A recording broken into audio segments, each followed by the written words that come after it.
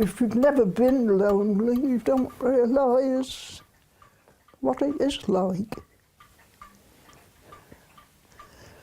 It feels as though you've been dumped in the deep end and there's nobody there to rescue you. Well, you go hours and hours, never speak to anybody. I don't think you'll ever get used to it. You know, it's always loneliness.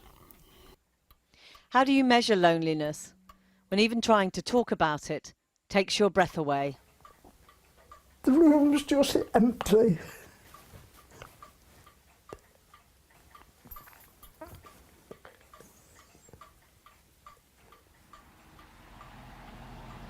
"91-year-old Margaret Nicholas has lived in this house virtually her whole life, first with her parents, then her husband and family. 2 years ago her husband died. Now it's just her. We used to do the garden together, do our shopping together, everything was done together. But you obviously miss him. I do. Margaret's granddaughter takes her shopping and neighbours pop in to check she's okay, but it's everyday company she misses. Some people would think me a bit odd, but I do chatter to my husband. I do it so I'm sort of, speaking. That's the wife with a cousin. Roy Croucher lives a short drive away. He and Margaret have loneliness in common. He lost his only son to cancer and then his wife for 50 years. I'm always hoping that the wife will come through the door, which she never will. If you go out, you come back, and you come back to an empty house, and it's loneliness again. And you're always waiting for somebody to call. Roy says he's lucky. A friend and her family see him most weeks.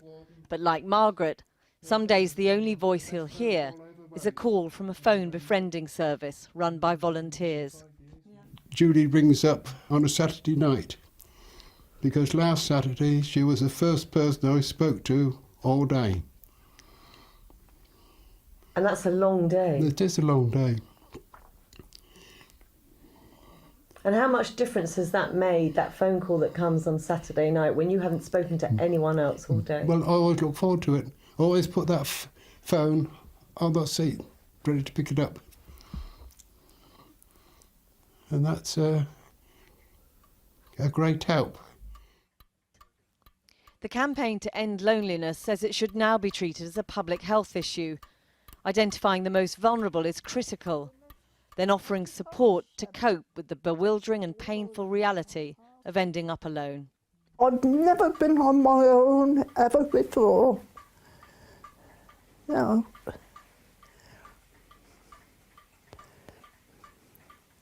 And so getting used to that has been hard. It has.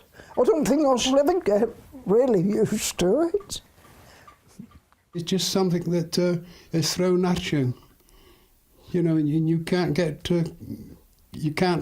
throw it back to anybody. You've got to just carry on.